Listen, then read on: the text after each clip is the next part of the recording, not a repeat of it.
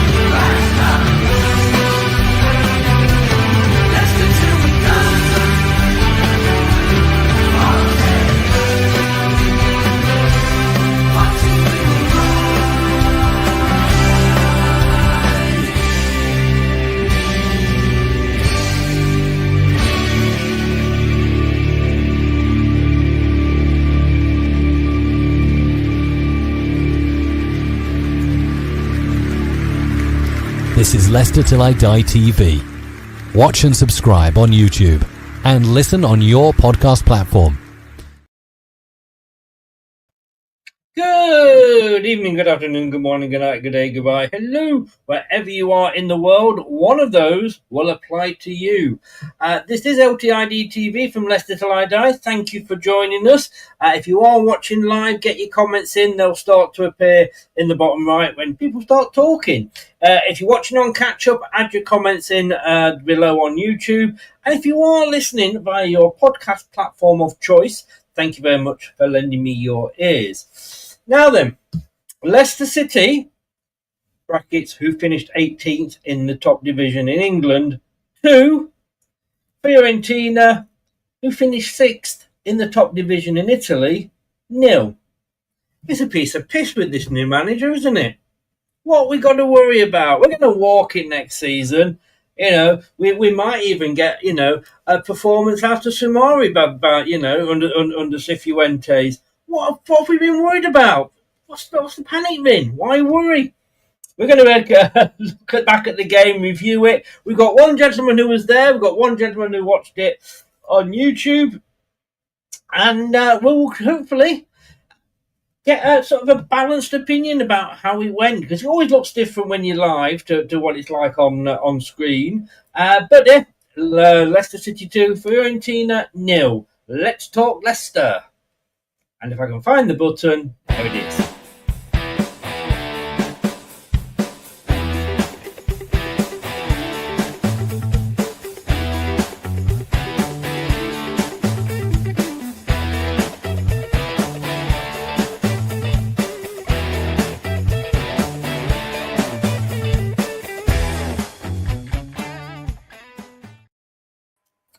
Good evening, gentlemen.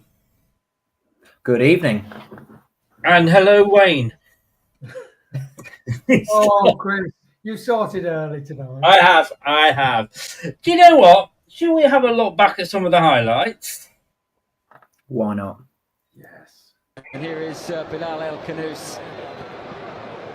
Fiorentina have barely had a touch in the opening 90 seconds. We've heard a lot from Marti Cifuentes about having the ball, but what he wants his team to do with it as well. And they are certainly setting the agenda, setting the tempo. It's a lovely pass out to Hamza Chowdhury. And here is Fatawu. Gorgeous ball. El Khanous shoots over the bar, but a very bright start from Leicester City this afternoon. Yeah, extremely positive and very precise as well. Slick with their passing. No dallying on the ball, and quite good tempo for the start of a pre-season game. Fiorentina may well change as the game progresses, but initially... Jordan Ayew over this first set piece. The likes of Yannick Vestergaard forward, Hamza Chowdhury was there, and it's flicked goals and just wide by Bouba Soumaré, I think. Took a deflection, it's another corner. And Leicester could easily be 1-0 up already. Yep. Well, again, Leicester, not for the first time, showing more purpose, more endeavour. This is the first of 3 games in England for Fiorentina, by the way. They play Forest and then Manchester United. And as I mentioned, they are a couple of weeks behind Leicester. But they are showing their quality now. And Hermansen has to keep that one out. Yeah, a couple of times now, Leicester have been caught in deep defensive positions. Vestergaard at first, and then Hermansen. Leicester got relegated before. They were affronted by the fact they got relegated. They felt disgruntled. They were determined to show that they were better than that, get back into where supposedly they belong. Last year showed that they don't necessarily belong there automatically. They've got to raise themselves again. And El Khanous to Ayew, who scores again in pre-season. And a very impressive opening 30 minutes against Fiorentina is rewarded with the opening goal. King Power Stadium's on its feet. Sorry, Chris, I should have known to cut that short. I was just trying to squeeze that point in. But when I saw Fatawa with the ball, I thought, no, time to be quiet, Matt, because something normally happens. And it did. It all emanated from his forceful run. He slides the ball, good supporting run, which is going to be necessary, because Ayew is not the most mobile. He'll need runners in and around and behind. Khanous joins. I think it takes a ricochet off. Was it the defender or the goalkeeper? Was it the keeper? No, defender came out. Khanous launches himself. Leicester get the luck of the bounce, shall we say, the luck of the ricochet. Falls straight to Ayew. A dangerous ball to skip, but yeah, it wasn't as dangerous as his initial option, though. Sometimes, you know, he looked to play short and put the ball at risk on Fatawa again. Too good. Fatawa, who's having quite an afternoon on his return to action. Brilliant. Simply stunning from Abdul Fatawa. And that is why there is so much excitement about Leicester's right winger. Glorious goal. They are 2-0 up. Oh, spectacular stuff from the Leicester wide man there. What a comeback performance in front of the home fans. He's been sadly missed. Last year he had moments of exhilaration. Unfortunately his time was cut short with that nasty injury, but you wouldn't know it. You would not know it at all. He's been the standout figure so far, and just too good for Fiorentina there. Again, he nipped past his opponent with increasing ease. He weighs up the situation. Perhaps the sort of sloppiness of Fiorentina's play caught Leicester out on that occasion. Well, that wasn't sloppy. And a Curly with a very important block. Lucas Beltran. His effort may have been heading in. Seeing much more from Fiorentina now. That was really good from the centre forward. Well, I was watching him in the warm-up, and he was in exactly the same situation there 3 or 4 times, unopposed. But he was practicing that movement, faking the shot, rolling it. A week's time will be 4 minutes away from kick-off. Sheffield Wednesday here, and would suggest that Jordan Ayew, the front runner to start as the number 9. Yeah, he has that reliability about him, doesn't he? Proven intelligence as well, with the pace. Oh, here we go, McAteer. McAteer for 3-0. Denied by a good save from Martinelli. But El Khanous will pick it up. And that was fired at Martinelli. All arrived after great work from Patson Daka to win the ball. Very direct, athletic run from McAteer there. He's very adept at making those runs and piercing through the defensive line. I found Edin Dzeko there. Great test for him, though, against an extremely talented and very wily centre forward now. Suggests there won't be many of the calibre of Edin Dzeko and Moise Keane in the Championship next season, but Nelson releases Harry Winks, who has Daka and McAteer ahead of him. And plenty of green grass. Oh, he's picked out Daka and McAteer! Leicester should have finished Fiorentina off with a third. Well, if McAteer had scored, I'm afraid I could not give Patson Daka the assist for that, because it's totally unintentional. It was a poor touch, in fairness, and it bounced off him straight to the path of McAteer. Had to rush it a little bit. You fancy him to get closer than he did, though, that's for sure. Left foot or not. Harry Winks, excellent. Nearly all of the outfield players have now been changed, apart from Luke Thomas and Bouba Soumaré. Yeah, just having a look at that. What was a poor pass there? Yeah, by Luko, and Dzeko clears the crossbar. Yeah, Soumaré is thinking.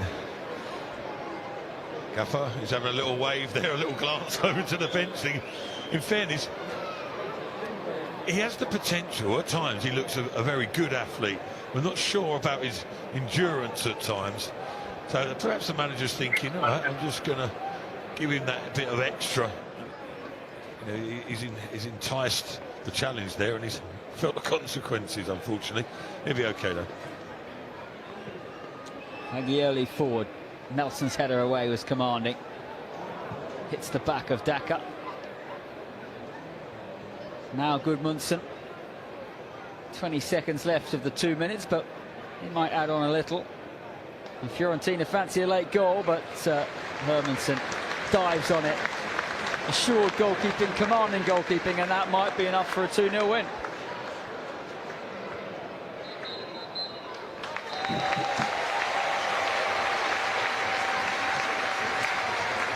And there is the full-time whistle. A winning finish to pre-season. Marti Cifuentes' first game here at King Power Stadium ends with a very impressive performance and victory over Fiorentina. Reece, what have we got to worry about, mate? It's going to be a doddle, isn't it? Well, I won't go that far, but no, lots of positives. I won't go that far, but no, lots of positives from the game, but there's still quite a bit we need to improve on, but I'm sure that'll come over time. He's only been there 2 weeks, the manager, so let's hope it can continue going in the right direction. Well, we saw Kingy talking to Cifuentes during the match. I mean, these two guys between them, because of course Kingy took the first few games. I mean, the difference between last season and this season, you know, and it's hard to sort of say with individuals because they were all awful last season, but just as a team, the difference is sort of unbelievable. Yeah, I mean, the last 3 games, the pre-season last year were absolutely awful. And they left all us fans thinking, holy shit. Whereas I know we lost against Cone, who was the first really serious opposition. But Fiorentina, they're a really good side. And, you know, to keep a clean sheet against them is a plus. Was I surprised with the lineup, starting lineup? Yes. But, you know, he might be just getting more out of the players that Ruud van Nistelrooy did. And we'll see how he plays it. He might still be experimenting, but he seems finger on the pulse, and let's see what else he chooses to do. Indeed. Look, we discussed the starting lineup earlier. Reece, what were your thoughts? I mean, I don't know how big this will come up here, but that was the starting lineup. Hi, Manny, by the way, how you doing?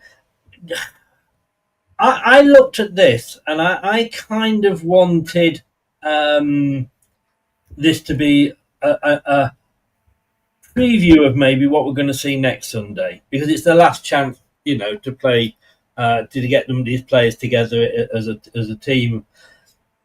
And I kind of understood a couple of the choices, but I'm trying to hold back, to be honest with you, because I don't think it's next week when it all matters. And for me, and I've said this before, when you look at last season, the couple of seasons, and how bad some of the players have been, it's all we're drawing that line. We're starting again, and if some of these players can do turn into like Vestergaard and Enzo, you've got to give everybody a chance, haven't you? You have, yeah, but I do think there are some players there that a lot of fans have made their minds up on, the likes of Wout Faes and Patson Daka and players like that. That no matter what manager comes in, they're always going to want them out. I was surprised with the starting lineup. I won't lie. I was surprised that Hermanson was in goal.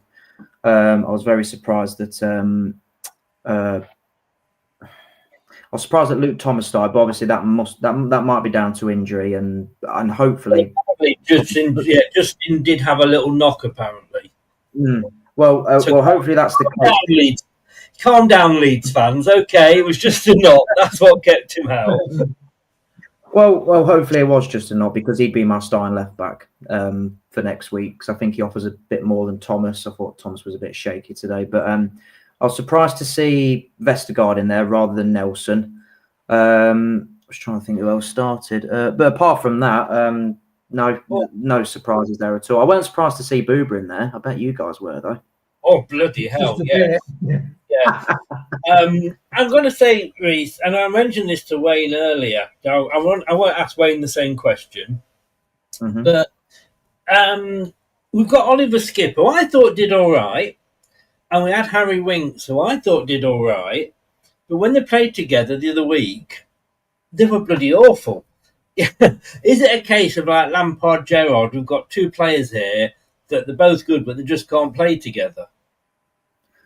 Well, again, I mean, I think they're very different players. I mean, Winks is more of a ball controller and he distributes the ball well, like he did. He did very well today. I will admit, Harry Winks, when he come on, he controlled that midfield really, really well.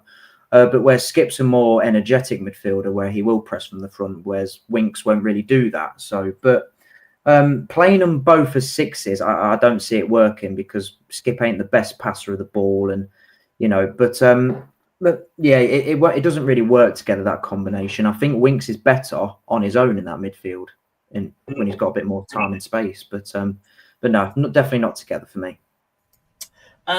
Your thoughts on the team, Wayne? We said with Tom. I was surprised to see Vestergaard in there. Although I've got to say, if we're going to stick with not bring any more defenders in, of the three, we got rid of Cody. And I'd sooner keep Vestergaard than Faes. That's just my personal choice. But like I said, no matter what I say about Faes, next week he starts with a clean slate, and let's see what he can do. Any major surprises for you? Yeah, there was actually. I mean, to be honest, with the back line, I would rather get with a. I know I think the average age of the squad is important, and we have got a very young squad, so we've got to be I'm very excited by the Seagrave youth, but you have got to be a little bit careful. You got Leeds, Southampton, Birmingham, some really tough teams. But yeah, I was surprised.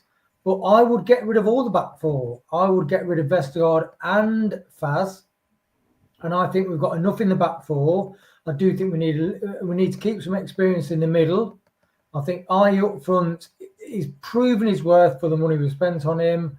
I was a bit surprised because it just shows you that we all love the Seagrave kids.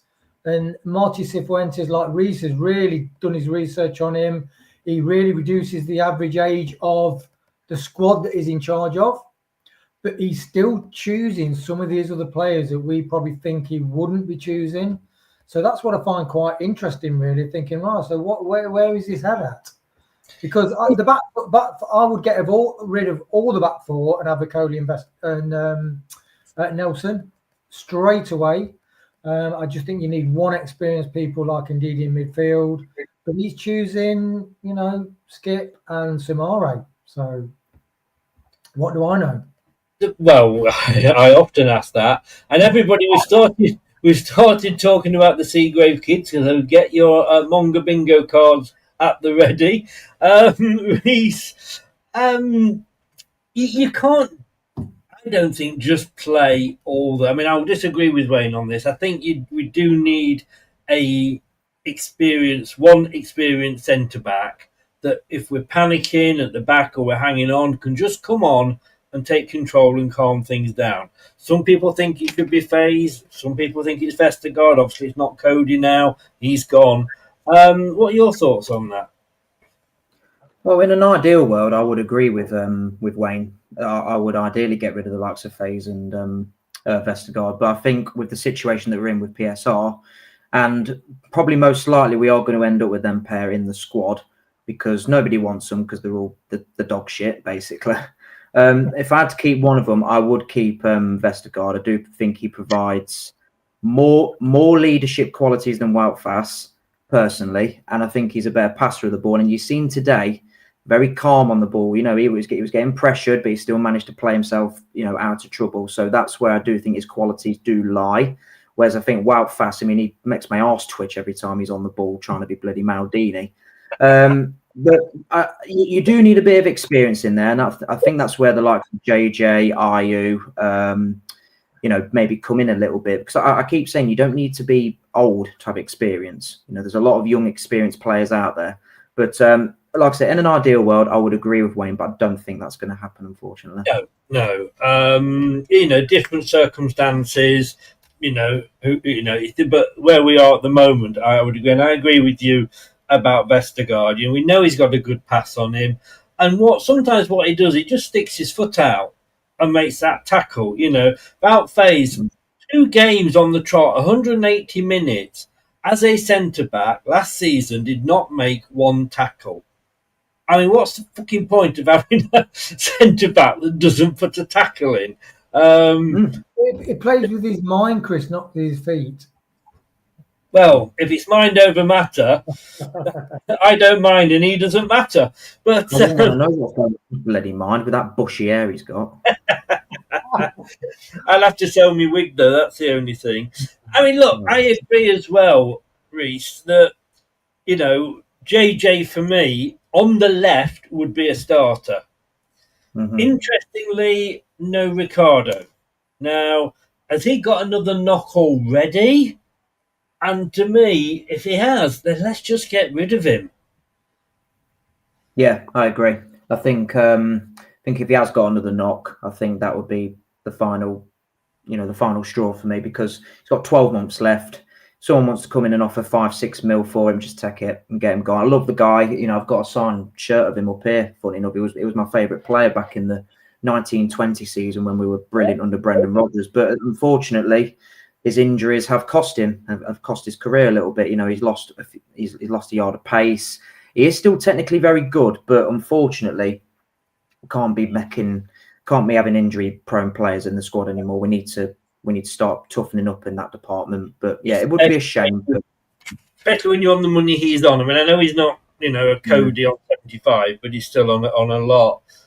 Sticking with the defence, Wayne, what the fuck has Koulibaly got to do to get a game? I don't know. It just makes you question why Rude signed him. And, you know, a lot of us fans watched his first game and were absolutely mind-blown with his tackling, his ability to run forward with the ball, not only down the wing, but through the centre of the park. And I would have thought he's the sort of player that Marty, who likes fluid, rotational, quick transition play. I see Koulibaly as the sort of player that Marty would like. So why he's not featuring, I don't quite get. To be honest, no, I just don't get it. I don't get why he was signed and why Marty isn't seeing something wow in him. I mean, he's not even been given a chance, has he? You know, it's not like Decovery, who was out in Jamaica for his international team, so he's come back late. I just don't know, Reese, what Koulibaly has to do. I mean, all right, he's got a Luco, but why did he keep Thomas on for 90 minutes? Why not take Thomas off and put a Luco on there, on the left? And then if he's going to take Chowdhury off, bring Koulibaly on. Or you can even put Koulibaly on the left if he has played there. But, you know, why are we not seeing this guy? It's a strange one. I was talking to Uncle Clibber about it earlier, and we don't understand. Like I said, we don't know. We're not privileged to know what goes on behind the scenes. But the game I did see of him, he was very aggressive in the tackle. I think it was Brentford. We lost to Brentford last season. He was very aggressive in the tackle. He was getting himself about. But I think Ruud van Nistelrooy said about he needs to adapt to the England climate, and which is understandable because some players do find it difficult. Some just click like that. Some struggle. So maybe he was struggling a little bit. But I don't know. I thought this would have been the year we were going to see more of him, like as the main fullback, but we've not seen him at all. We've seen Hamza, who has been very good in pre-season, but I think it is a bit strange that we've not seen bits of him because I do think there's a player in there. He's very, very quick. 100% for me. And look, Wayne, if Ricardo is injured, I mean, please to God, I don't want to see James Justin on the left. I really, really don't. On the right. Yeah, on the right. Yeah, I do not want to see him on the right. I mean, Hamza did a very good job today. I'd sooner see Hamza in a more midfield role. But maybe, he doesn't fit. He doesn't play that inverted role, though, does he, Wayne? I don't think. Well, interestingly, for Sheffield United, Hamza played. I looked at across a lot of their games on the BBC Sport app. And he was either playing right back or defensive midfield in the two. And I would be interested to find out whether he was inverting or not during those matches. I do think it's ironic that we're thinking of Chowdhury as captain material and having character for the team. And maybe Marty sees him as that kind of player. Is now 27 years, because like if you got Ricardo, which like you said, sick notes, I love Ricardo. Technically he's brilliant on the ball. He can receive the ball and do loads of different options just through intelligence, but he's prone to injury. And is he coming to the end? Yes. So maybe Chowdhury is the guy, especially if he gets captain's armband, stroke Nelson. So yeah, it's just one of those, Chris. It's like we all love the potential of Ricardo, but will it play out that way? Reece, just reading from the website, the new manager has been clear with his players and the fans about his desire to see the Foxes play front-footed, dominant football under his guidance. Did we see that today? In parts, yeah. I do. More so the first half. I thought the first half we were really good. Scored 2 really good goals. Just going back to what you just said about Chowdhury there, I think this is the perfect system for him because he likes his fullbacks high and wide, high and inverted, like he had Luke Thomas and Hamza today, because he's got the energy to get back. He's a very, very quick player, and I know Hamza from school. I used to go to school with him. When we were because we're the same age. And he was naturally a fullback. When he was in Leicester Academy, he was a right back. So it is his natural position. He did play as Manny said there. He did play an inverted fullback role under Enzo. So he has got experience in that role, and I think his footballing ability's got better. But just going back to what you said there, Chris, I think in parts, yeah, in the first half, definitely. There's still a bit where I think we need to a little bit improve, but be a little bit more quicker playing out from the back, because Bleeding Mads gave me some arse twitchy moments playing out from the back at times. But you did. But luckily they didn't capitalise on it, so we've got quite lucky there. But I'm sure we'll get onto that later on. Yeah, well, I'm sure we will. Look, Craig's going to join us in a minute, who was also at the game. And it does look different when you're at the game. Look, when you left today, Reece, what was the feeling amongst the fans? I'd say very positive. More so positive. There's a lot of smiling faces. There was all miserable and angry faces last season. Yeah. But, it was nice to see. Yeah, it was nice to see a bit of positivity amongst the fans. Lots of cheering going on where I was sat in my normal seat. So it was a nice atmosphere. It was a much better atmosphere. I mean, the There were a few boos for Wout Fast when he come on. Look, Was there? Yeah, it was round where I was sitting. But at the end of the day, you can want him out, but don't boo a player when he puts on a Leicester shirt. No matter how, I don't want him here. But at the end of the day, he's on the pitch to do a job. At the end of the day, so I don't agree with just coming up, just booing him as soon as he walks on the pitch.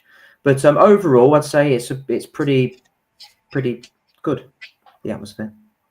I mean, Wayne, what do you think about? But I didn't hear the booing. I don't know whether you did or not. It was very mild. It was very mild, right? But it was booing. Like I said, though, Wayne, we've got to give everybody a chance, haven't we? We've got to draw that line and say, right, you start from scratch. It's a new manager, new ideas, new way of playing. Everybody had written Vestergaard off before Enzo came in, and he came in and he was, the best defender we had that season. You've got to give these players a chance. I'm even saying this about Wout Faes. Yeah, I mean, this fixture was billed as like Marty's. Is this a starting 11 that Marty wants against Sheff Wednesday? And so when the lineup came out, I was like, when I got back to the gym to start watching it, thinking, well, okay. We were both like, wow, look at the lineup. It's not half what we expected. We expected about 3 or 4 different starting 11. So it's like everybody's got a clean sheet, but it's interesting. We've all got excited with the Marty super fluid, front-footed, high-press system. But Marty is actually choosing some of the people that the fast twitch, high press, are surprised that he's picking. So that is really interesting. It's like with Reece, it's interesting when you go to a match, isn't it, Reece? Like you can see the people who are being lazy bastards, pardon my French, and you can see the people who are tracking back and everything like that. So, like, was there anybody that at the match that you thought really was putting in 100% effort and being lazy? Or I'd say when we were pressing, I'd say all of them were excellent. Very high numbers, like in terms of the press. It's very, very aggressive. I even thought Booba wasn't lazy today either. I know we all give him criticism but I thought today I don't think he was lazy at all from what I seen. I'm trying to think. No, I couldn't really see anyone that were lazy today. I mean, Bilal pressing from the front. Abdul looked sharp. Mavadidi looked sharper than he has done in pre-season. No, I don't think there was any lazy players today, Wayne. That's from what I've seen. Craig, welcome along. How you doing, boys? Good evening, Craig. Look, you were there as well. I said at the start of the show that nothing to worry about, have we? We've just played a team that's qualified for Europe, finished 6th in Serie A. We've won every game apart from Cologne, who we said were the best team we'd come up against in pre-season. Until this, nobody was predicting a Leicester win. Gray classically went for 3-0 to Fiorentina and was very embarrassed as the match went on. Because when it was on YouTube, you could vote win, lose or draw, and I went for the draw, and I thought I'd be glad with a draw. And I know it was two different teams for them. Like I said earlier in our show, when when they brought the substitutes on, it was like the boats arriving at Dover, wasn't it? You know what I mean? You're like, where did they all come from? But your thoughts on the game and the team? I think overall it was pretty comfortable, to be honest. I don't think we ever looked in any grave danger. I don't know how far into their pre-season they are, but they're 2 weeks behind us. Apparently. Yeah, I think that showed. I don't think Mads had a save to make. Defence looked comfortable for the majority of the time. There was a couple of opportunities they had where a better pass would have cut through us. One particularly fairly early on, I thought they could have got straight through the middle of the pitch, but they had a poor pass. But all in all, it was, and I think the best word to describe it was comfortable. Yeah. I mean, they've got 2 more games. They've got 3 games pre-season tour in the UK. They've got Forest coming up midweek and then Manchester United. So, In fairness, they've got the toughest game out the way first. I've been building up to that. I meant to say that earlier and I forgot. But Craig, looking at the team, Hermansen starting, it looks more and more like he will be going though. Were you surprised to see him in the lineup? I was surprised, to be honest. I was surprised that the way they split it a little bit. And it'd be interesting to know. I don't know if anything has come out as to why other people were missing. JJ had a knock apparently. Right. Okay. Because if it was transfer talk, then you would have thought Mads wouldn't have played either. Yeah. Or Bilal. I mean, Leeds fans were buying Andrex out of the stores because JJ wasn't playing. Yeah. I'm sorry, Leeds fans. Like I say, it was just a knock apparently. But no, I was quite surprised to see Mads start, and one of 3 players, I think correctly, play the whole 90. When he was one of, yeah, but I don't think he would have learned much about him other than an early sort of poor touch, where he was a bit slow. But apart from that, he barely had anything to do. I think he was under pressure more from Soumari's back passes than from any. Particularly late on, yeah. From it was any. Interesting. I wasn't sure who was saying that Soumari wasn't lazy. Me. I think was it Wayne? Okay. That wouldn't be me, Chris. That would not be me. Was it you, Reece? Yeah, it was me. Okay, yeah. I wouldn't say he was lazy. I would say he was ineffective. One of the few poor performers. I think there was 2 or 3 standouts that everybody could probably pick out. I thought, Abdul, obviously. I thought Mavididi was very good. Ayew led the line well. If that's what you want from your striker, I think Ayew led the line well.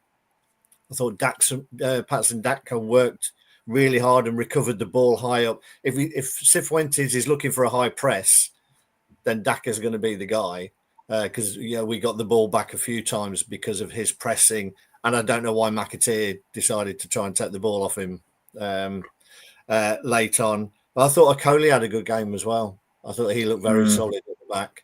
For me, it was a poor touch by Daka. He didn't control the ball. No, he didn't. I thought he could have still got on it though. But if you're taking it off him, you've got to score. So, but apart, we're nitpicking really. Yeah. Remind me, Craig. I want you to catch up with the conversation. So I'll stick with you for this next question. Remind me, were you a FaZe or a Cody fan? Farce. That's okay. So Cody's gone. Yeah, Cody's gone. That's good for me. Vestergaard can follow him, for all I'm concerned. Did you not think Vestergaard had a decent game today? He decent, but I don't know what he gives anybody. Yes, he's the best passer, but does his ability to pass the ball outweigh his other deficiencies? We could probably all run past him. I don't know. I would be worried with him in as one of the back 2, to be honest, just from the pace point of view. We all know he can pass a ball, but he doesn't jump his height. He jumps his height as much as Ian Ormondroyd used to jump his height. Yes. Basically, I've got nothing to add to that. That is the ultimate likeness. Reece, I mean, as we said, 3 players there that stayed on the pitch for 90 minutes. A surprising 3. Soumari, he just didn't do, I'm sorry, but he just didn't do anything for me today, especially in that second half. It was almost like he'd given up. Do you think he had the 90 minutes there and that was his last chance to loon and he's going to have a meeting with Marty and go, look, I'm sorry, mate, you haven't got a future with us? You could look at it like that, or it could be that he's going to be an important part. Again, we don't see what he does in training, and apparently he's one of the best trainers. But obviously, you got to translate that onto the pitch. I do agree with what Craig says about him being ineffective. I kind of agree. I see him more of as a number 8 midfielder rather than number 6. I think his qualities are a bit wasted as a number 6 personally, because he was a box-to-box midfielder when Lille won the league in Liga the year we signed him. So I can agree with Craig on that. I don't know. It's just a funny one with Buba. I see a player in there. I do see a player in there. There are glimpses of, what he can offer, but it's just about whether that. I know you're going to say, I get is no. I'm going to say I see a player in there as well. Unfortunately, the player I see is a Sunday pub footballer. No. Look, you don't win the league. You don't win the league in Lille when you've got massive clubs in there like PSG, Monaco, and Lyon. It must have done something right for the scouts to pick him out. And apparently, we're one of Lille's best players. Obviously, it's a different culture. It's a different league. I can understand that. And obviously, he has struggled to adapt to the English game. But I see a player in there. I see skill. I do see ability in there. But that's just my view. Do you want to swap glasses? Not at all, man. I know exactly what I said. No, fair enough. No. You know, I jest. I respect your opinion. It's wrong, but I respect it. I mean, look, You cheeky.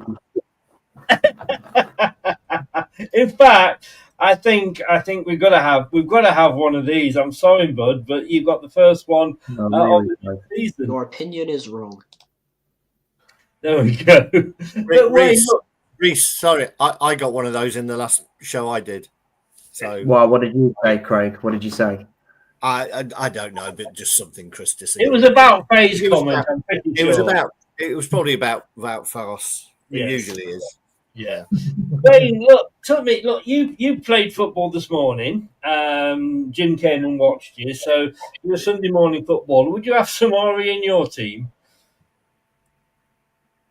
Not really, no. It's like Craig said, he's ineffective. And no, because this Sunday morning pub footballer that I'm seeing, he's not even that. No, but this Sunday morning football is like ex-vets who were ex-football pub team, so we wouldn't have him. No, and it's like to be honest, the scouts with Dakar. To be fair to Dakar and Samare, a lot of clubs were looking around the world, top clubs in Europe looking at them because their stats were super impressive and they've got a lot of potential. But sometimes that doesn't come to fruition, and with those guys, it hasn't.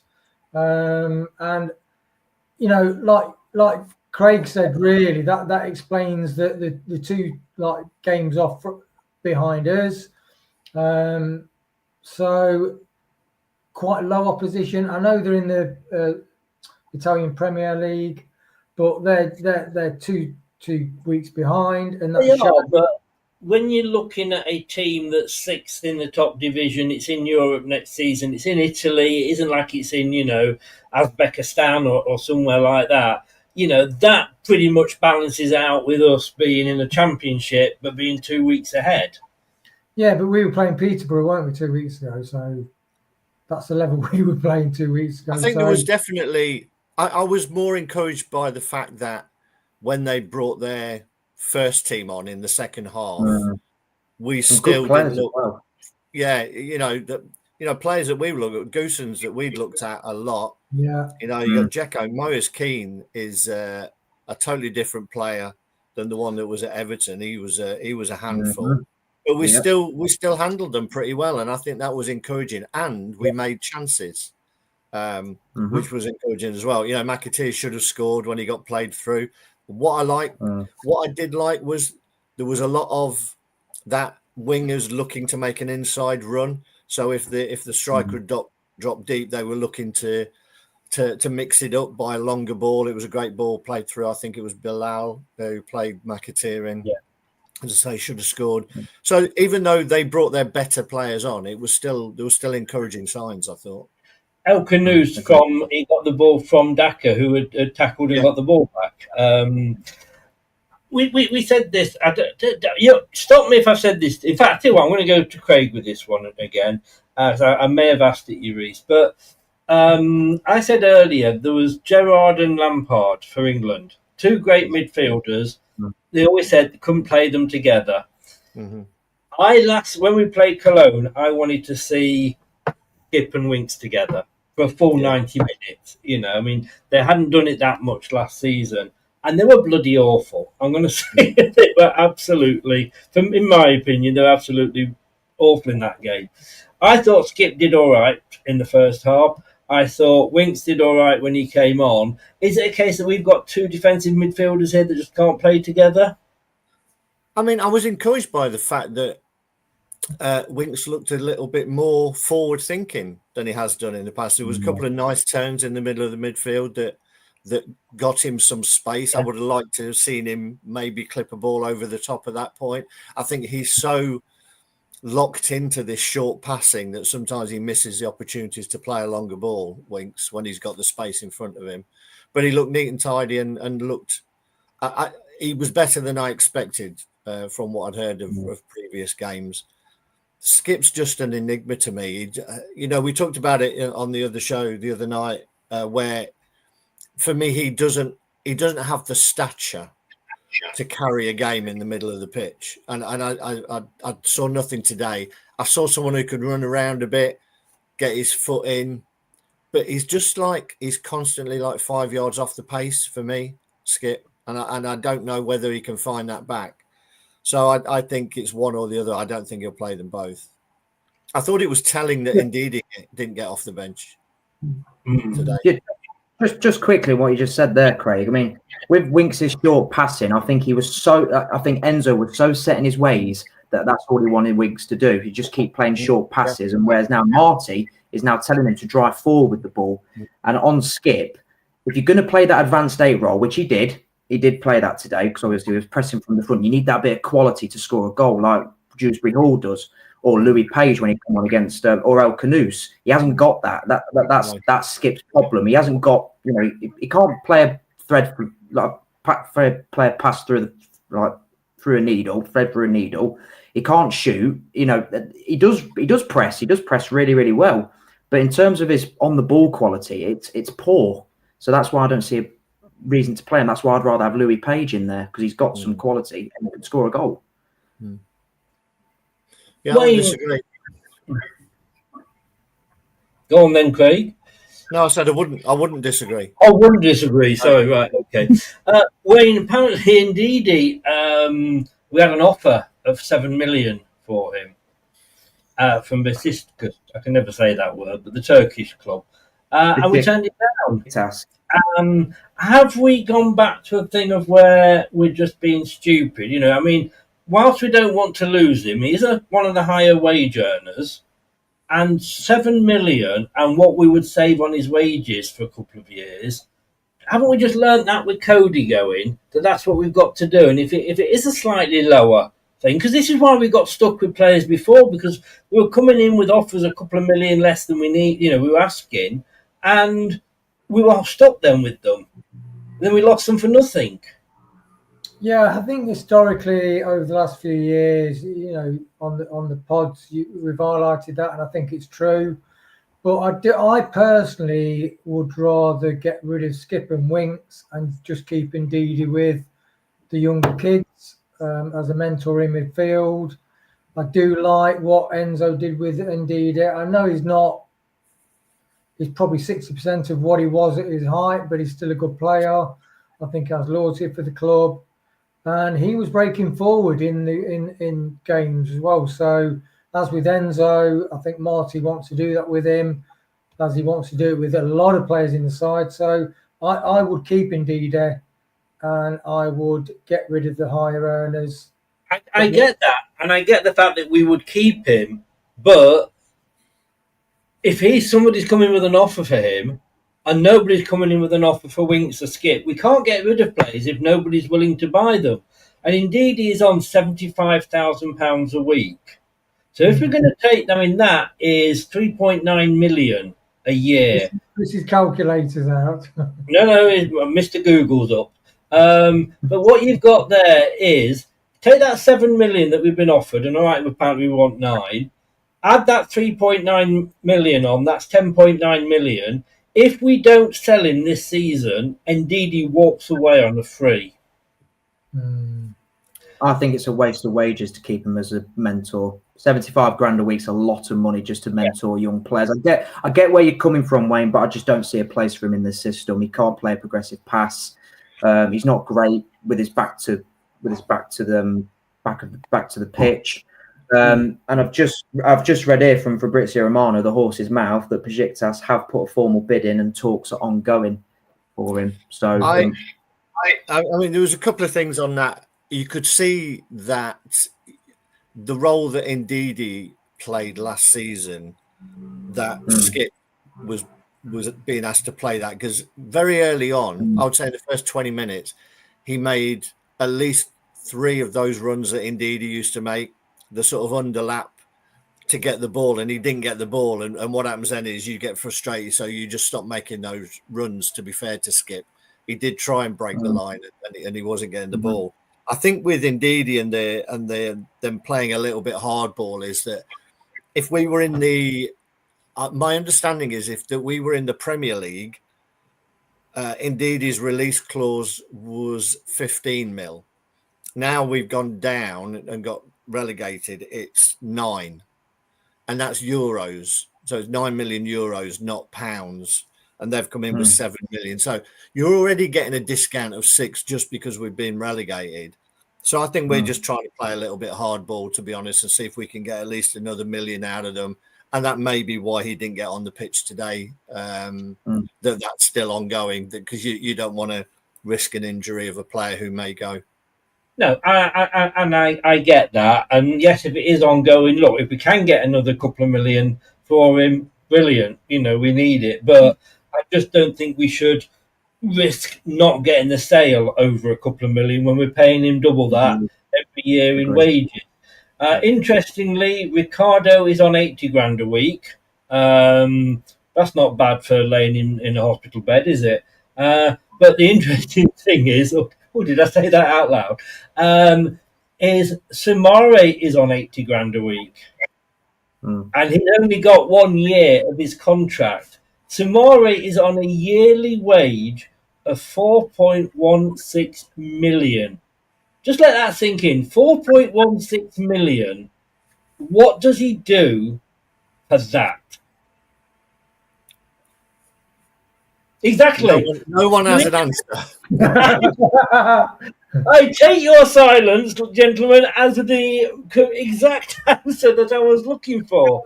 Right, look, let's move on. I want to talk AU. I've said, and not everybody agrees with me. I think Daka, to me, I don't think he's going to come good. I know Cifuentes has come out and said he would like to keep him. Maybe, and I said, from next week, everybody for me starts with a 0. We get back and they're all going to get a new thing. But Wayne, I've said to you that for me, what AO was basically doing today, I mean, that was perfect for me. AO up front, El Kanous, Mavididi, Fataru behind him, or McAteer, or your favourite Monga. There you go. You can take that off your bingo card. But AU holds the ball up. And I'd sooner have... I backed AU for top championship scorer. Look, Manny, I can't believe I'm about to say this, but you're talking sense. I said it on the final whistle. He's an outside shout. I'm telling you, he's an outside shout for top goal scorer. So he will bag goals. He will bag goals in this shit league. He will. Yeah, what's the odds on him bagging the top? But what's the odds on Manny saying he's going to bag the top? Well, no. But I mean, I just think he could do a job for us in the championship. And look, Wayne, how often did he get the ball past the first man in the box when he took a corner? You've got to have him on just for corners. I don't get the criticism for IU. I know maybe younger generation sort of go play the youth. but to be blind to observe what IU brought to the team last season. So if you spend £5 million on a player and he gets you 1 goal per £1 million,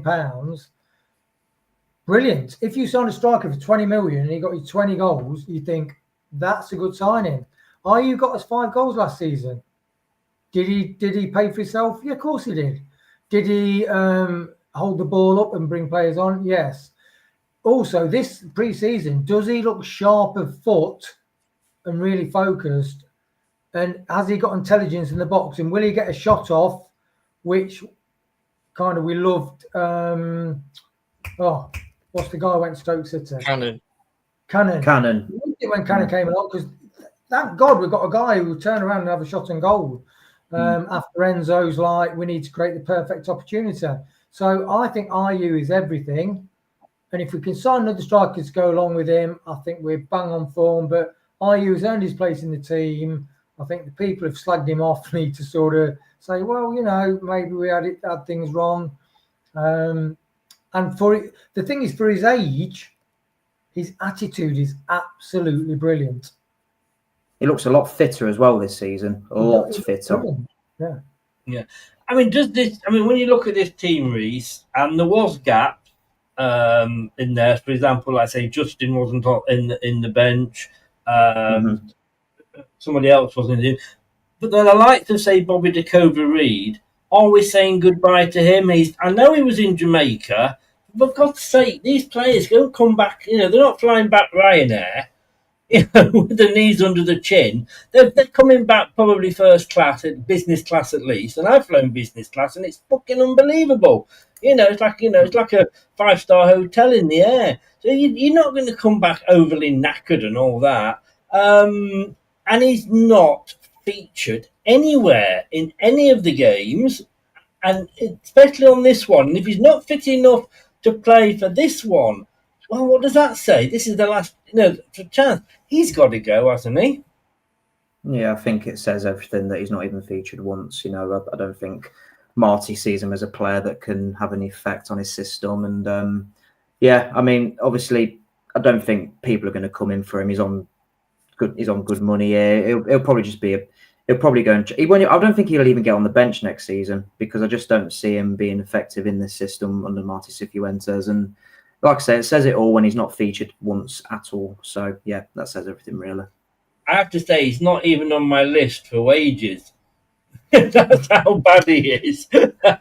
Maybe he's paying us. Maybe he did like a Cifuentes and said, I'll pay you to come and play for us. I doubt it, though. Goalkeeper for that one. Yeah. Look, I mean, Craig, I have seen nothing but positives. And yes, you can be picky and go, I can be picky with Sumari today, and, he's passed back to Hermanson, nearly cost us, etc. But overall, what I have seen, under Kingy at the start, and I think I said this before you came, under Kingy, and now under, I nearly said Rude then, and now under Marty, I mean, it's just a whole different team. I actually saw, at half-time, I saw Skip walking off with a smile on his face. When was the last time you saw a Leicester player walk off a pitch with a smile on the face? Yeah. I think, by all accounts, I haven't seen everything, but it was only the Cologne game where we stunk. I'll leave that one with you. I think... Well, we had Winks and Skip playing together, didn't we? Yeah. And Cody in defence as well. Cody and Faze both in defence. Yeah. I'll leave the Cologne and stink. Anyway. Oh, God, sorry. I know. They do say know your audience, and clearly, our audience was expecting Jimmy Carr or somebody, But, maybe we could live without the wisecracks. Maybe they're wasted anyway. Yeah, I think overall it's pretty positive. It'd be interesting to see. I mean, it was good. Apparently, in a post-match interview, Abdullah's come out and said, against Chef Wednesday, we're going to be more aggressive and play even with even more tempo, which is encouraging. But I think today, I mean, it looked like everybody wanted to be there, which is a positive, that we haven't seen. There's always talk of players wanting to leave.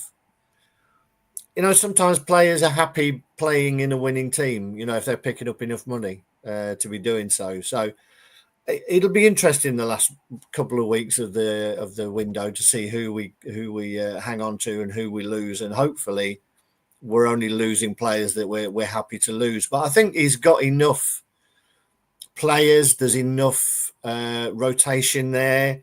I think there's a place for Ayew and Daka in this. I thought we saw today what they can both bring, at different periods of the game. Ayew can help you start and work your way into a team, or he can hold up the ball if you're hanging on to a lead. And I think Daka will give you that pressing from the front if that's what you need. So I think there's a place for both of them, particularly as we haven't brought anybody in. But overall, I think there's a good balance to the squad, and hopefully, hopefully they're all on board with what Cifuentes is trying to do, and it looks that way at the moment.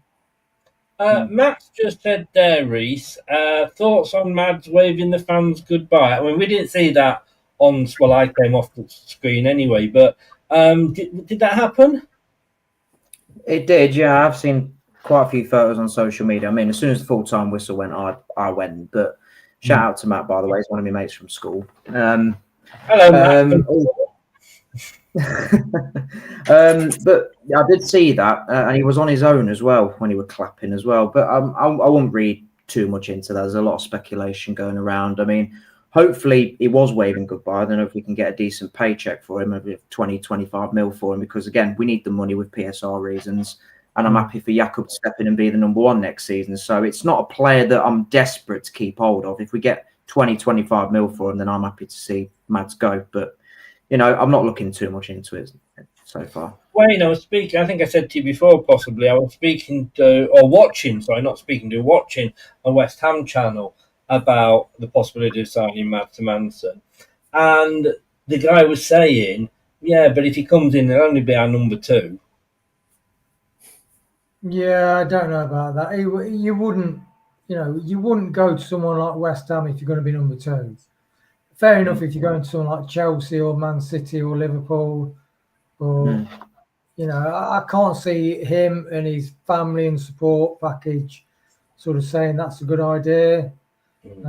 Have they tabled a bid for 10 million for another keeper though, West Ham? Is that something that I've read? I haven't seen, but then I'd not been looking today.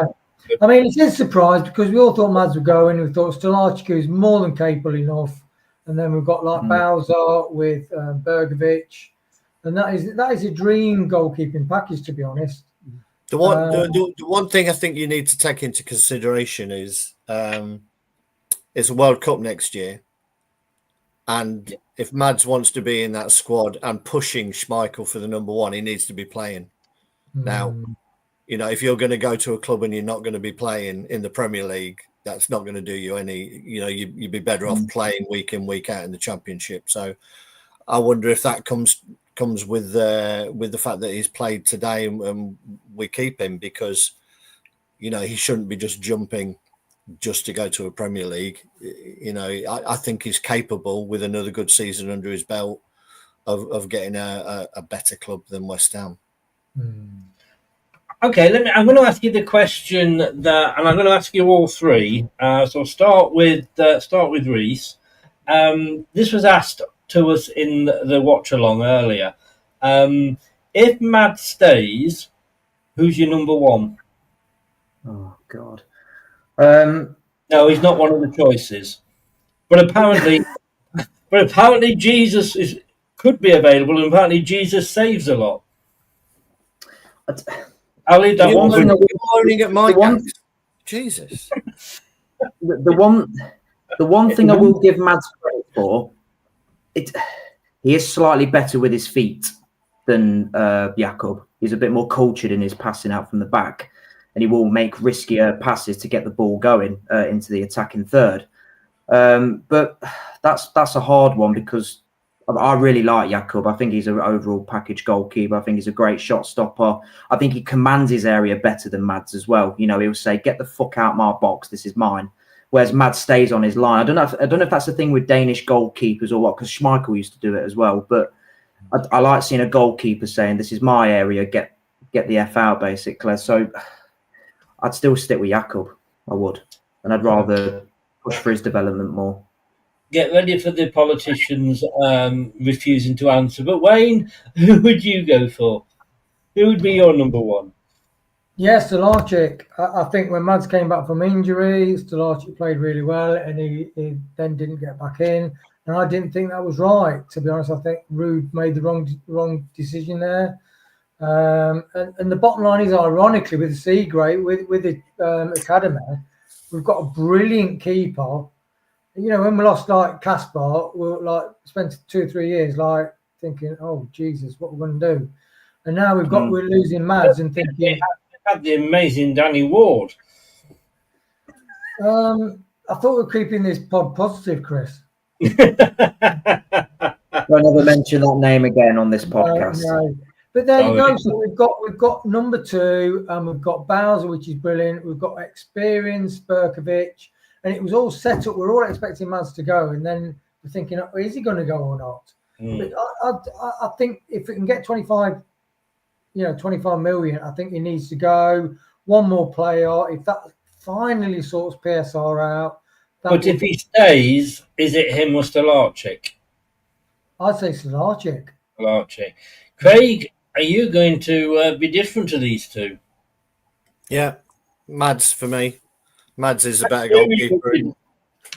For me, he's a better goalkeeper. That's it. And you pick your best keeper. I know he wasn't great when he came back from injury, but he was playing behind a load of tosh, to be honest. I just think he's an all-round better keeper. I think all keepers have a rick in them.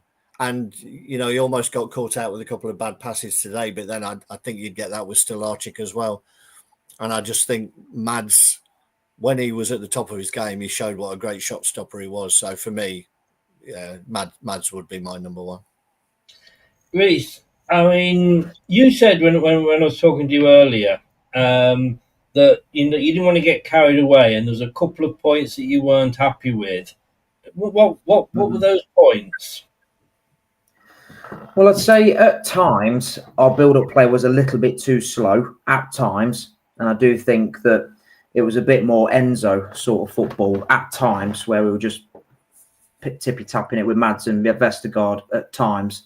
We could have got the ball forward a lot quicker.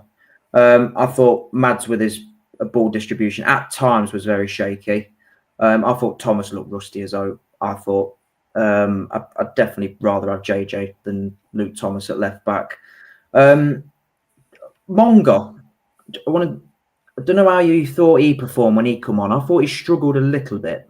Wayne, down, boy, down. Guys, sit down. It's only an opinion, Wayne. Don't go mad. I agree. He had a shaky game. I said earlier about a lot of the youngsters, and I included Monga in this, that for me, when we were playing the games where he absolutely shone, we were playing probably League 2, League 1 opposition. We've now played like I say, a European qualified team from one of the best leagues in Europe, and he did struggle a little bit. But then can we expect him to do the amazing things he does every single time he comes on? He probably can't do that. Is that Therese or me? That was Therese, because Therese. Oh, sorry. No, I was speaking to Uncle Clibbo, and like Matt's just said there, he's 16. You know, he's very. Yeah. Look. There was a lot of expectation when he got the ball.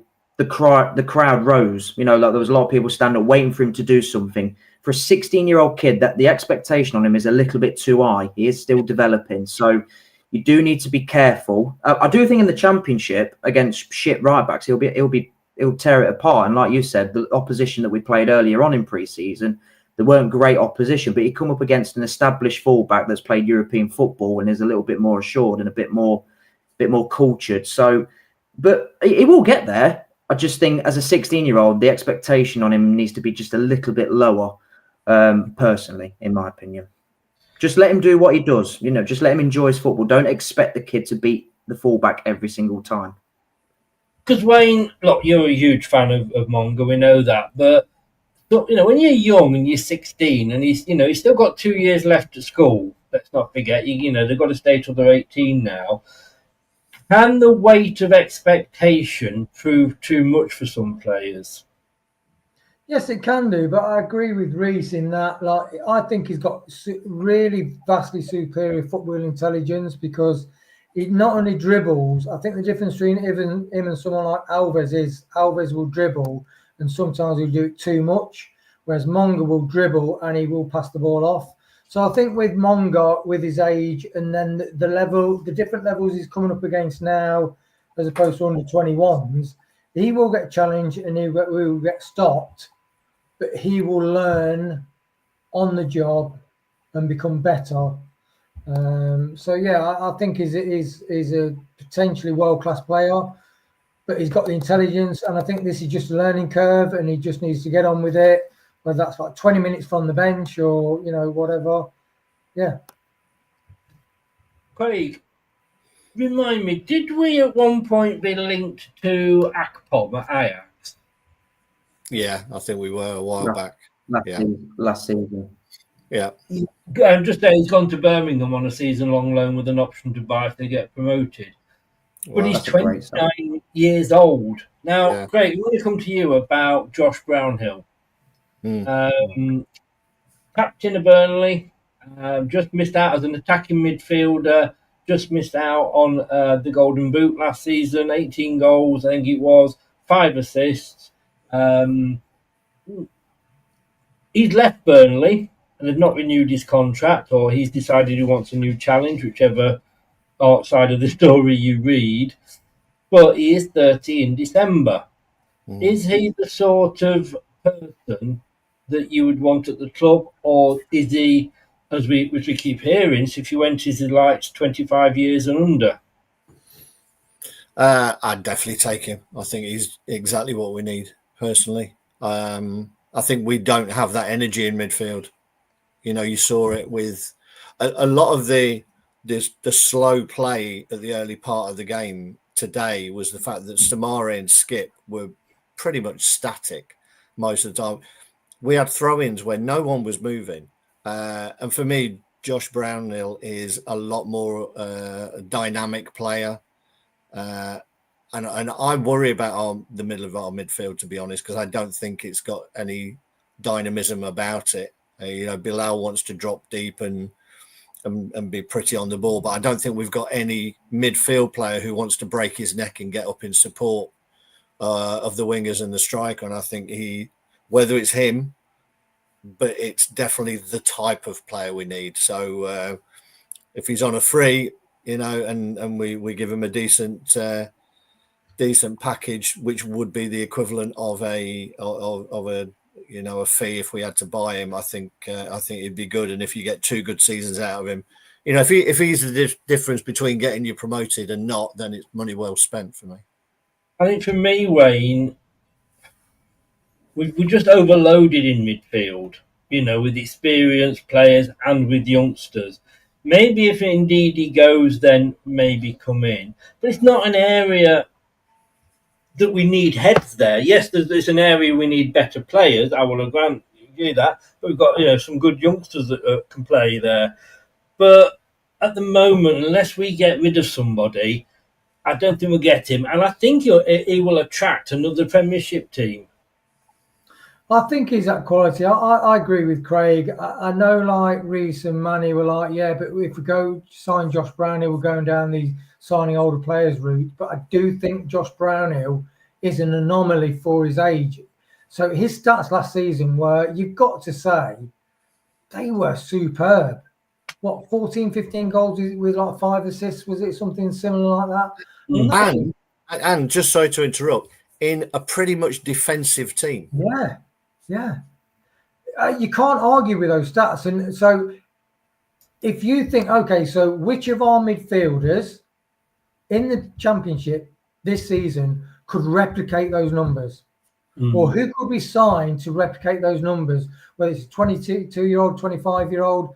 I would rather get rid of all the midfielders and keep Ndidi and sign Brownhill and let all the young kids come through, because Brownhill will teach the younger kids a lot better, because he scored 15 goals and 5 assists from midfield.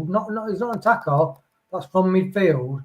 And if that isn't a brilliant role model for up-and-coming Seagrave kids, I don't know what is. You are against him, though, Reece. But I don't think your friend from school doesn't know why. Well, I don't think we're learning from our mistakes if we go and sign him. He's 29 years old. There's no resale value on him. I know he's a free, but he's going to want higher wages. We need to restructure the wage bill, not can grow it. Don't get me wrong. I agree with what the lad said. Great numbers. He was fantastic for Burnley. But I think we can get a better, probably not better, but a younger profile on less money, and then we can resell him for value. That's the road we've been down before, and that's what made us successful. I just don't see the point. Like I said, I can understand, but 29 years old, and it depends on how long on the contract you give him. If you give him a 2-year deal, then I can understand the club's thinking. But I read the other day it was a 4-year deal, and that makes no sense at all, in my opinion. We need to think of resale value when we sign football players, not just keep going signing players like Bobby Reed, Connor Coding, players like that have no resale value, and that's why we're in PSR trouble. I've got I've been scouring the internet earlier, and I have actually got an image of somebody I think would fit really, really well into our team. And you're going to probably laugh at me and say, "Look, who is he? Where's he play, etc." But I think this guy has got real potential. Go on, Wayne. Oh dear. Sorry, mate. Jim sent me that earlier. I couldn't resist it. Oh dear. All right, then look. But the thing is as well, Chris. I mean, they're the rumours so people are presuming that he's going to demand 60 grand a week, and he's going to demand a 4-year contract. Do we actually know that? Would he be happy with a 2-year contract on 40 grand? And when you compare that to midfielders on 70 grand a week who are really, really ineffective, and Brownhill is very effective, as Craig said, I want the younger people to play, but is it too obvious a choice to try? Well, time will tell. I get where you're coming from, lads. His numbers were excellent. He was outstanding for Burnley, as Craig says, in a defensive team. But I just think the age is a big red flag for me. And again, with him playing, like with how he played last season, he is going to want a decent package because he is going to be a free transfer as well. So that's the problem for me, and that's the red flag. I just think we can get a younger, more potential, and resell him for higher money. That's the route we need to go down to get out of PSR trouble. It doesn't make sense for me from a financial point of view. I'm going to come round, start with Craig, as we start to wind it down now. Which player were you most disappointed with today? Disappointed with. I think it's probably. I'm looking here at Gordon Blackwell's ratings for Leicestershire Live, and I've got to say, I think he's been really, really harsh on a lot of them. Yeah, I noticed somebody early on was talking about Luke Thomas. I like Luke Thomas, and I thought he played okay today. I think the most disappointing ones probably were I'd struggled to separate Skip and Samari. I think they both had a chance. They both started the game. They both had a chance to really impress today, and I don't think either of them showed enough to say these are the two guys who are going to be the starting pair next weekend for me. And if I had to pick one out of the two, it would be Samari. Because, as we all know, in flashes, in 10-minute periods of games, we see there's a really good player, and I don't know what the hell it is that he can't replicate it. So Skip and Samari, but Samari just edged it. Reese? Skip for me. I just don't. I mean, I was willing to give him a chance this game and see what he could offer in terms of end product on the pitch from the advanced 8 role, but I just don't.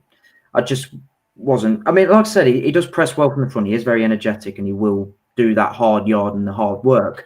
But you need more than that in an advanced 8 role in this system. You need to score goals. You need to provide assists. You need to provide killer passes, and he just doesn't.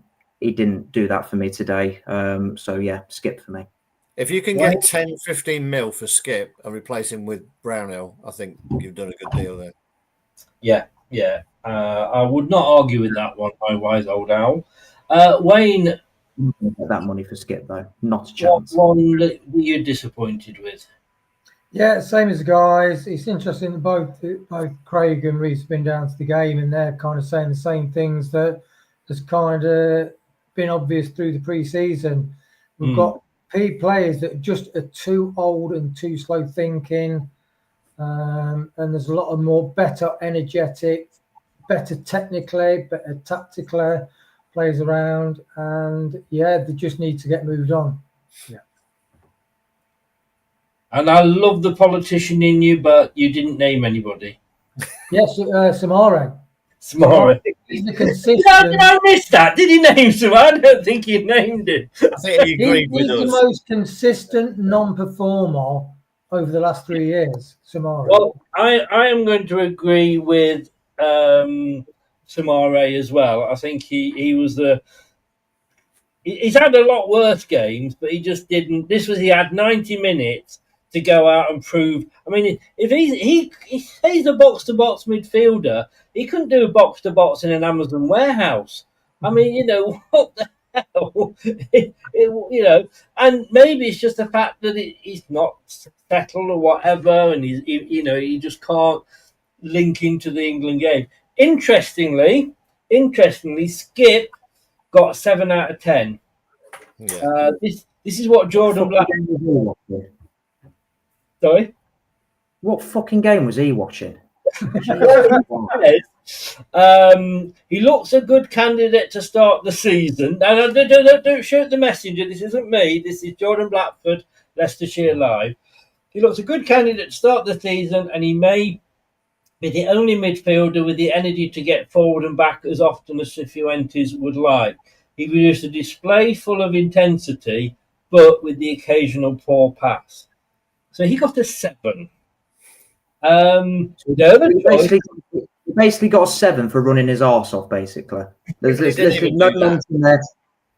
He didn't even do that. Sometimes the players just run away from him. He doesn't have that. He doesn't have the engine or any pace, to be honest. Did you watch the Cone game, Craig? Because when Skip was playing, it was always like 5 yards away from anything that was happening. Yeah, that's what he is to me. He's just he cannot impose himself on a game and say I'm going to be the main guy. He hasn't got that in him. He's not that character, so he doesn't offer anything for me. Well, the Sumare got a 5, which was the lowest score of anybody else on the pitch, equal with Ben Nelson. But look, Ben Nelson was hardly on, and I think that's a bit of a. Yannick got a 5 as well. Sorry? Vestergaard got a 5 as Yannick did get a 5 as well. Yeah. I apologise, I didn't see that. He says about Samara, he was not involved at all in the first half, neither in attack nor defence, and while recovering well at times in the second period, there was still some loose passes. That's an understatement, isn't it? I can't remember barely any passes, let alone loose ones. No, exactly. Right, we tried to pick our man of the match earlier. We ended up with men of the match because me and Jim Jim, I think, picked half the team. So I'm going to come to you, Craig, first. Your man of the match. Abdul. Yeah. I get that. I don't need to say any more. I don't think. No. For someone who's come back off a really serious long-term injury, it doesn't really look like he's been away. The intent is there. He wants to make his fullback look silly, and I love that. There's not enough of that in the game, but he's got an end product as well. So, yeah, the only worrying thing was for me that I wish the window was already shut, because people will be watching him, and we need to hang on to those players. But I thought he was great today. I just don't say that, Craig. Please don't say that. Sorry. I just hope at some point that somebody nipped down to the shop and bought that left back for Fiorentina. Number 65. Yeah, because he was determined to rip it off him, and he finally got the yellow card. Reese. Well, just quickly there, I don't think you got to worry about Abdul going this season. It's not. He's coming off of serious injury, and clubs will look at that. So I think this season you can relax. I don't think he'll go anywhere personally. But a lot of people have gone for Abdul, and he was outstanding. But I'm looking at Okoli. I thought he was very assured at the back. I don't think he put a foot wrong. He looks so much improved from last season. I'm just trying to be a bit different, of course, but as a centre half, he'd be my number one choice next for the whole season, pretty much. I thought he was the overall package today. I thought he was outstanding. We came out thinking Abdul Mavididi, I thought played really well, and Okoli was the other one. I thought he was really solid today. Wait, that was your choice, Okoli. Yeah, I think he's brilliant. I mean, like Craig said, Fatu, his pre-season, he looked when you look at the videos, he looked razor sharp. And you think, like when Ricardo comes back from injury, will he be okay? I mean, Fatu on his day is like premier class. So yeah, I'd say Okoli, he's showing the way. He's showing the way. The young ones again, 21 hours Okoli, showing the way for all the seasoned vets. And a lot of rumours about him going back to Italy. I hope we can keep hold of him, because I think we were all agreeing earlier Okoli and Nelson should be the two starters in the next week. I couldn't split it. I had it down as two, and Fatu, obviously, look for that goal. I mean, don't bother giving a goal of the season out. Just give it to Fatu for that, because you ain't going to see a better goal than that anywhere next season, especially not down the King Power. Just give him the trophy now. What a goal! I mean, I said this earlier. We used to say about Kanté, didn't we? That he'd pass the ball and then he'd run around and be on the end of it.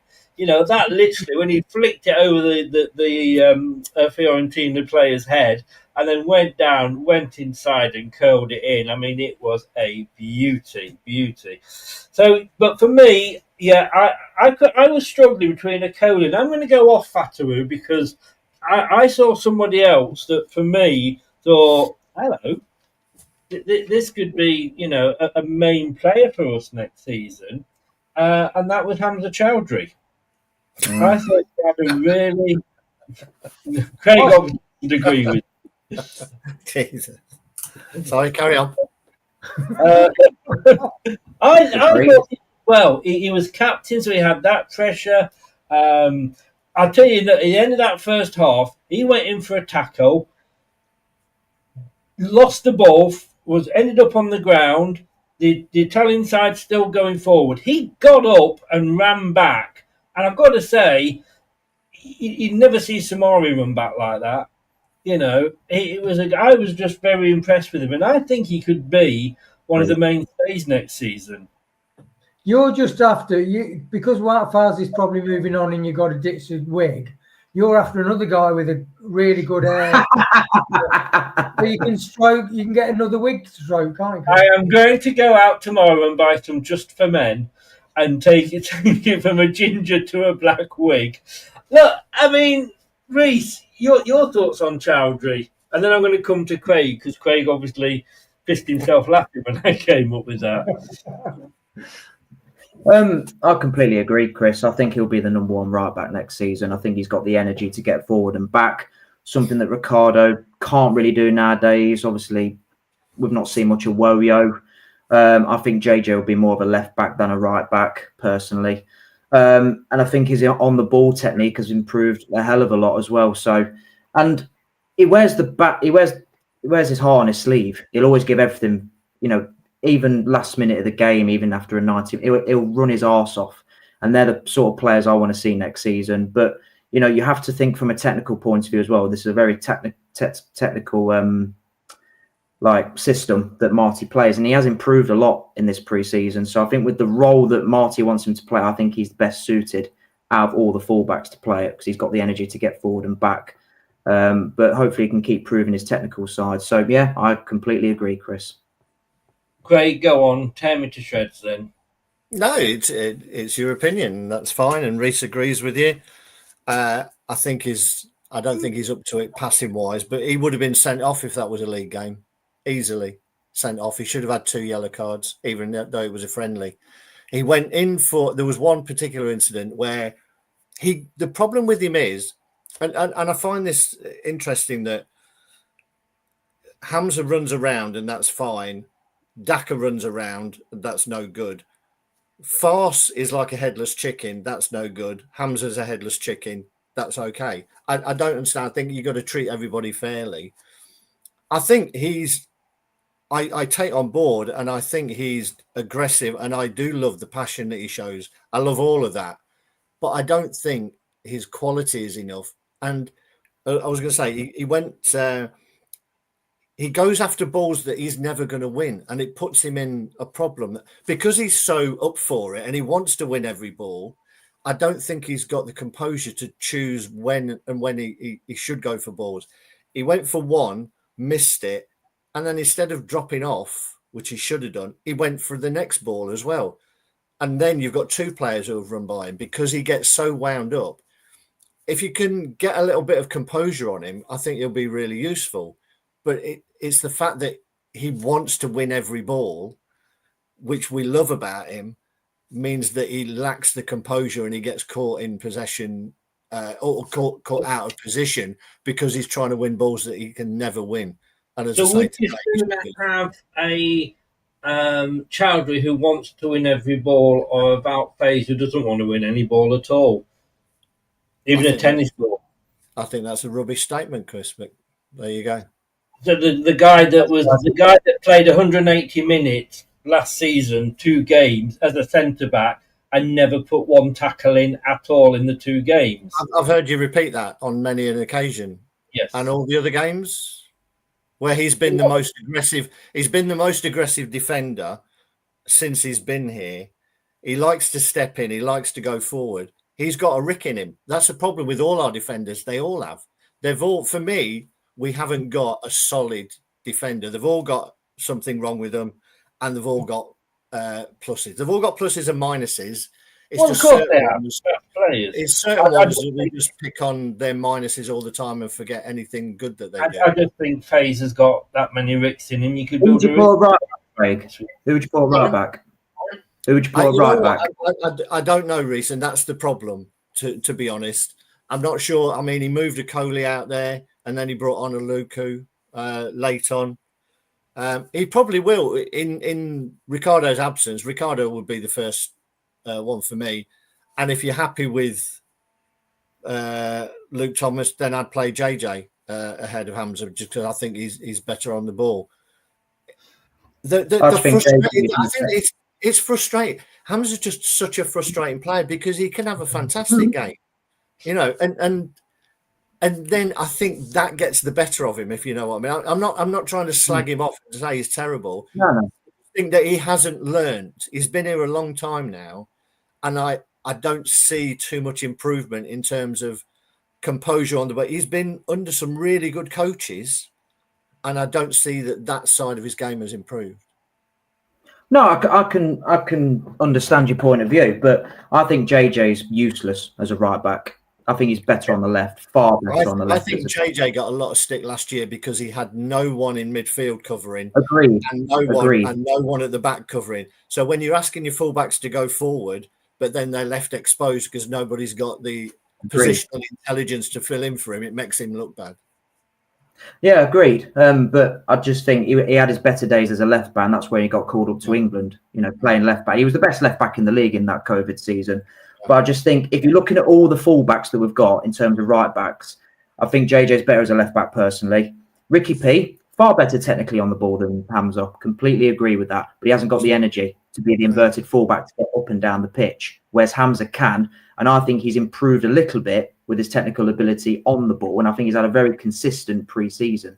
But we'll see. We'll see. Don't you think Aluko could play that? Because Aluko can play on the right. So don't you think Aluko position? Not yet. I see Aluko more as a centre-back. He reminds me of Wesley Fofana when he plays, when he steps in. He's like the all-round package of a centre-back for me, Aluko. I think his qualities would be a little bit wasted as a full-back. Personally, I'd like to see him as a centre-back. I wonder if we'll ever see Koulibaly again. Well, I was going to ask you that, Craig. I was going to say two things. First of all, if we go back 2 seasons, none of us wanted to see Chowdhury at right back. We just didn't want him to be there. And because of exactly the same reason that Craig said. He's got these hot-head moments, isn't he, where he jumps out and... I think he's improved on that. But, Craig, what has Koulibaly got to do to get a bloody game? I don't know, because I remember when he first got he did get a start. He came on as a sub, I think, and he looked really solid and he got forward quickly, which by all accounts is exactly what Cifuentes wants in his fullbacks. He wants them to get forward. And it looked like Koulibaly had that in him, but I don't know what's happened. And I don't know if he's injured, but he doesn't seem to have featured at all from what I can understand. You guys have seen more pre-season than I have. He's been on less than 45 minutes during the whole season. So I don't know, unless he's in some he had a Coley as a centre back. Then when he brought Nelson and whoever, he moved him over to right back. So why not take him off and we haven't seen this guy. We probably saw more of Edouard than we did of Koulibaly. Yeah, was he on the bench? I can't even remember. That he was on the bench today. Oh, today. Oh, yeah, today. Sorry. Yeah. So I don't know. It's a weird one. Well, look, Fatu got 9 from Jordan Hanford. Outstanding with speed, control, and oodles of confidence. He flew down the wing and made his fullback look foolish. His defensive intensity helped him set up the first goal, while his raw pace and skills saw him score just bend a second. And yeah, like I say, for me, it's going to be hard to beat that for goal of the season. It's great to have him back. And let's be honest, that was the Fatawu of 2 seasons ago.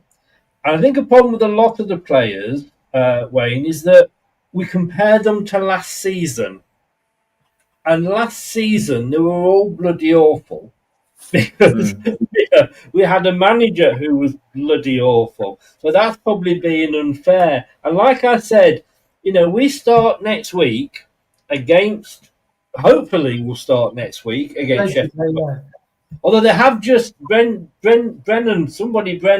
has just signed a new contract with Sheffield Wednesday. I don't know who that is, but... Barry Bannon. Yeah, that's him. Yeah, thank you very much. Just signed a new contract. So, the guy hadn't been paid for a couple of months, didn't Tom mentioned it? Yeah. But so they all get even Wout Faes. I'm going to say this now, Craig. Even Wout Faes starts next week with a clean sheet with that line, and we will see what they can produce. It's a new manager coming in. It's a new season. Look at Enzo turned around Vestergaard. I keep saying he turned around Ndidi. So let's see what the new guy can do. The most encouraging thing was, as I said earlier, very quickly, Chris, was that everybody seemed like they wanted to be there and wanted to play. So that's encouraging. Is it a better vibe down the stadium now, Craig, compared to last season? It was. Well, it wasn't even half empty. It was about 2/3 empty, I think. So it was very, very difficult. I mean, Chris had obviously done his social media work really well, because I think Wout Faes got booed when he came on. Yeah, I told him that. There's booze round the My job here is complete. I don't get the mentality of that. Let's boo our own players onto the pitch. No, look, I don't either. As well. You can want him out. You can want him out. You know, understandable. But during the game, when he's got the Leicester shirt on for 90 minutes, you get behind him. Then you can chat whatever crap afterwards about it. Not during the game. Not during the game.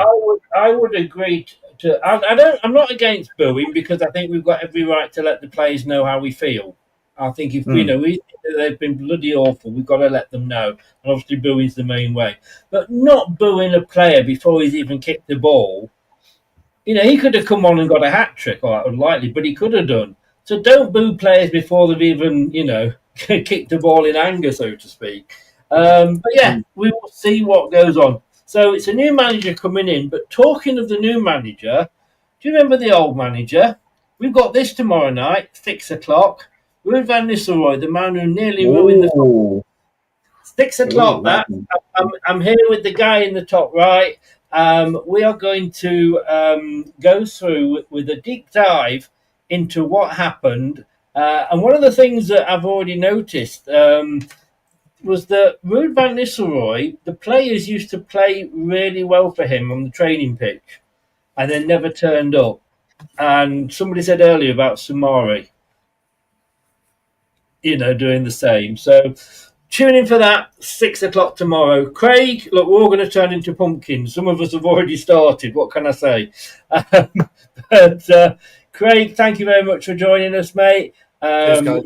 As well. I'll see you at 9 o'clock tomorrow, Reese. Wherever I go, so I remember you and recognise you. And I'll see you twice tomorrow, Sloppy Seconds, Wayne. I'll see you at 6 o'clock for that. Thanks very much, guys. Take care. Hey, we're gonna have a good season. Let's be positive. Let's be positive. And I'm going to be positive about FaZe. Good. For the first 90 minutes. We'll see what happens after 90 minutes. Thanks very much, guys. All the best. Have a great night. And we'll see you tomorrow. Cheers. I'll see you on Tuesday, Craig. Yes, cheers, mate. We've got a good topic for Tuesday. See you later. Cheers. Bye-bye. Thanks very much to the guys there. It's all about opinions. Nobody's right. Nobody's wrong. We all have opinions. And that's what football is all about. Disagree, have a discussion, stroke mini argument, but at the end of the day, we're all Leicester fans. We all want what is best for the club. And of course, we all have our favourite players. We all have our players that, we love and players we hate. It's football. It's football. We're human beings. But thanks so much to those guys. Look, thanks to everybody in the chat. It's been a late one tonight, but we're not going to do a review tomorrow, so I wanted to get one in tonight. I will see you all, like I say, tomorrow at 6 o'clock for that. Ruud van Nistelrooy, the man that nearly destroyed the Foxes, a deep dive. 6 o'clock. Don't you dare miss it. Thanks again. Don't forget, before you go, like, subscribe, and click that notification bell. If you're watching on Catch Up, add your comments in below on YouTube. And as always, if you've been listening via your favourite podcast platform, and we are less than 2,000 off 100,000 downloads on the podcast. So thank you very much to everybody who listens on the podcast. It really, I can't believe those figures. Thanks very much. I will see you all tomorrow. Have a good rest of the night, guys. And I'll see you tomorrow. Take care. Good night. Thanks for watching. These videos are tremendous. You better like them too, or I'll be back. This podcast is proud to be part of the TalkSport Fan Network. TalkSport. Powered by fans. That will conclude this evening's entertainment.